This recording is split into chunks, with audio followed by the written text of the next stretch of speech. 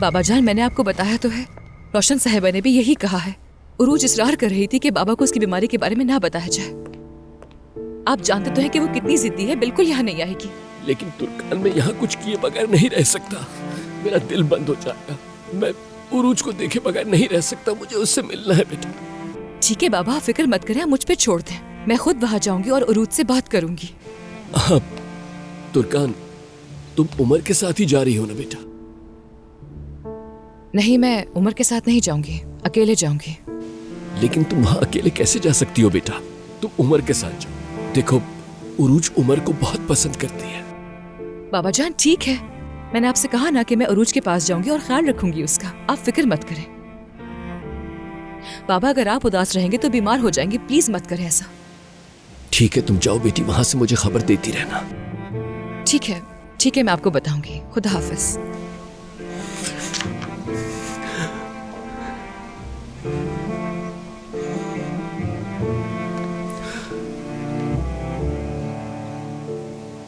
चलो तुर्कान। करताल, आज तुम्हारी इंपॉर्टेंट मीटिंग्स हैं, अगर चाहो तो यहीं रुक जाओ, मैं खुद ही चली जाऊंगी। फैमिली से ज्यादा इंपॉर्टेंट कोई मीटिंग नहीं होती। चलो, आज की मेरी सारी मीटिंग्स कैंसिल कर दो और डॉक्टर का अपॉइंटमेंट लो, और थोड़ा जल्दी। जी ठीक है करताल साहब, सब ठीक हो जाएगा तुर्कान। Thank you.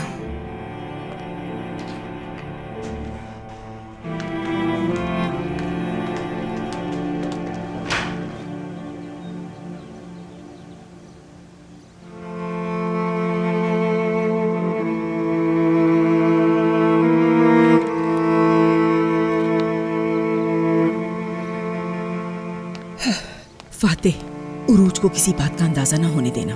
देखो, रोशन ने भी कह दिया है, और तुम अपनी बीवी से इस बारे में कोई बात मत करना। उसके पेट में कोई बात नहीं अच्छा रहती। ठीक है आपा, आप तो जवेरिया के पीछे ही पड़ गई हैं।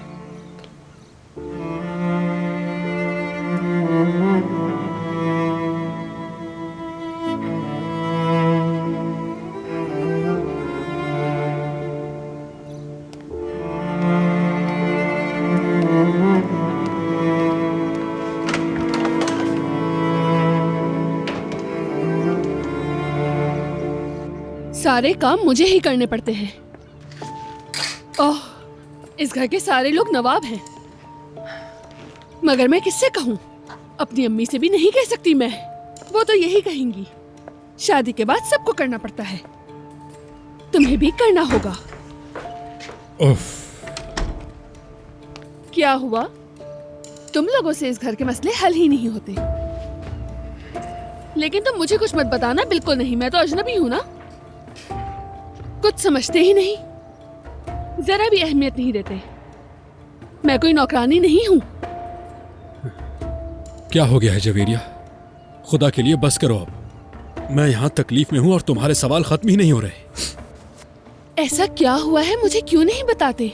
आखिर मैं तुम्हारी बीवी हूँ, मुझसे शेयर करो, बताओ क्या बात है।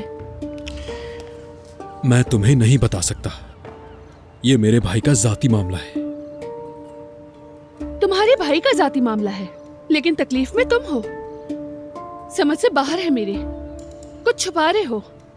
हाँ, क्या छुपा रहे हो मुझसे फातेह?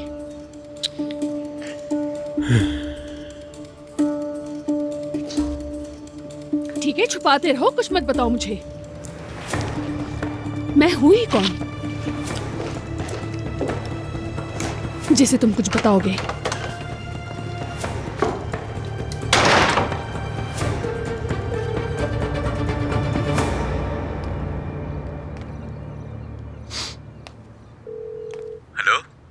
सरदार, कैसे हो तुम? मैं फातेह बात कर रहा हूँ। जानता हूँ, आपका नंबर था मेरे पास।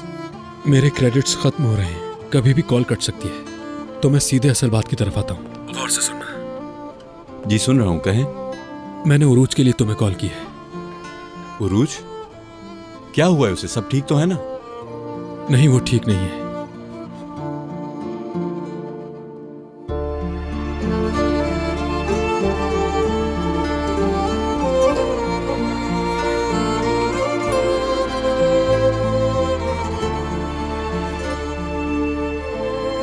ये मैं तुम्हें आखिरी खत लिख रहा हूं उरूज। तुमने मेरे किसी भी खत का जवाब नहीं दिया। मैंने आखिरी उम्मीद के तौर पर अपना पता भी तब्दील करवाया, मगर तुम्हारा कोई जवाब नहीं आया। अब मैंने अपनी सारी उम्मीदें खो दी हैं तुम्हारी वजह से। अब मैं तुम्हारे बगैर ही जीना सीखूंगा। मजबूर हूं मैं, कोई और रास्ता नहीं है मेरे पास। अब मुझे अपनी जिंदगी इसी तरह आगे बढ़ानी है। मैं इस सब का हकदार नहीं था उरूज। अब मेरी नन्ही सुनहरी चिड़िया उड़ जाओ, मैं भी जा रहा हूं।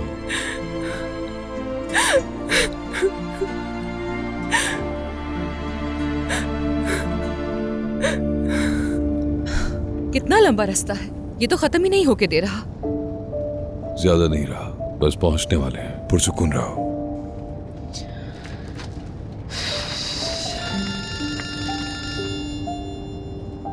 अब बोलो फैगन।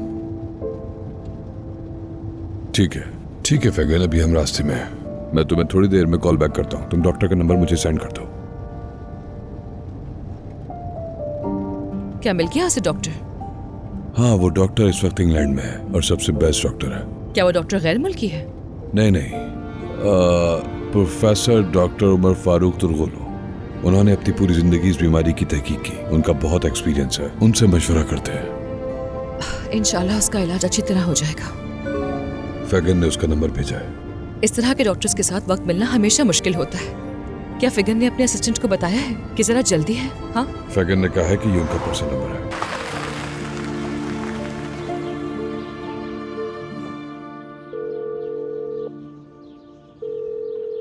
हेलो, गुड इवनिंग डॉक्टर साहब। मैं कारताल बात कर रहा हूँ। आपका नंबर मुझे गवर्नर साहब से मिला। जी हाँ, मुझे इतला दे दी गई थी। बोलिए, मैं सुन रहा हूँ। देखिए, मैं जानता हूँ आप बहुत मसरूफ हैं, लेकिन हमारी बहन की हालत बहुत ही नाजुक है, आप समझ सकते हैं। क्या पॉसिबल होगा कि आप उसे देख सकें? किसी तरह से ये मुमकिन है? मेरी दुआ है कि वो जल्द ठीक हो जाए, लेकिन मेरे लिए इस वक्त तुर्की आना बिल्कुल भी मुमकिन नहीं है। मेरे क्लिनिक में बहुत काम है, बहुत ज्यादा। मैं अपने मरीजों को ऐसे छोड़कर नहीं आ सकता। ठीक है, तो हम आपके पास आ जाते हैं। 1 मिनट रुकिए। बेटी, जी कहिए बाबा। मेरा शेड्यूल ला दोगी? ठीक है। मैं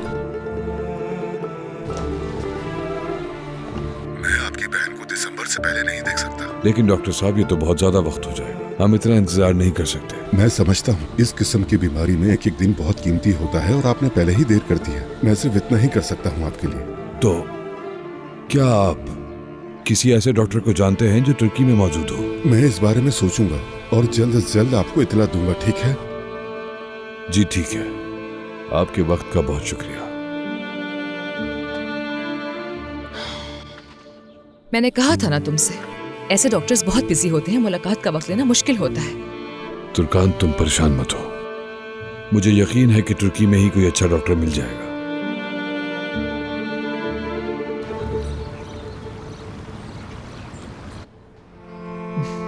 परेशान होने की जरूरत नहीं तुम्हें नसरीन।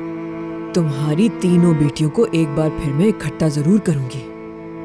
मुझे यकीन है कि आज भी तीनों बहनें एक दूसरे से बहुत मोहब्बत करती हैं। वादा है मेरा तुमसे।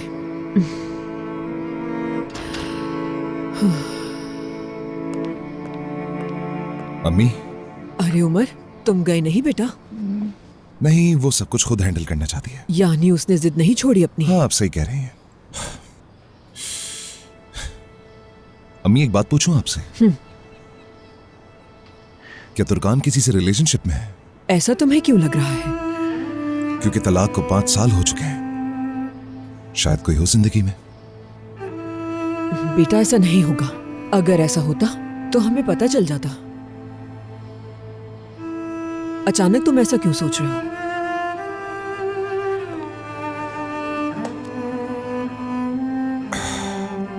मैंने देखा है कि कारताल तुर्कान के कुछ ज्यादा ही करीब है और ये मुझे थोड़ा अजीब लगा।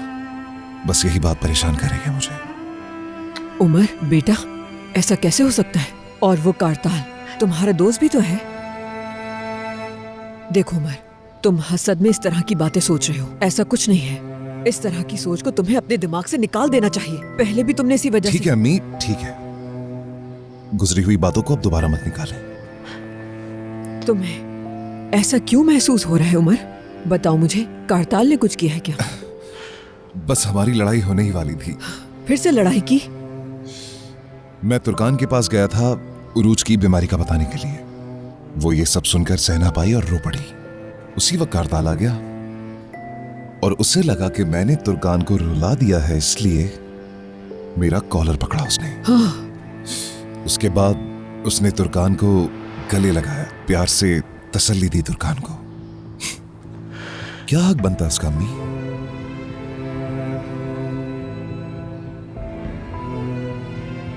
अम्मी ये बताएं, आपकी आयला से अब भी मुलाकात होती है क्या? बिल्कुल होती है, बहुत अच्छी लड़की है वो। अक्सर मिलने आती है मुझसे और कुछ ना कुछ लेकर भी आती है। क्या आप उसे कॉल कर सकती हैं और उससे पूछें कि कारताल और तुर्कान के बीच कोई रिश्ता है क्या? कारताल और तुर्कान? नहीं बेटा, ऐसा नहीं हो सकता उमर बेटा, मुझे पूरा यकीन है इस बात का। हो सकता है अम्मी, लेकिन क्या पता कारताल के दिल में उसके लिए मोहब्बत हो। यही जानना भी काफी होगा।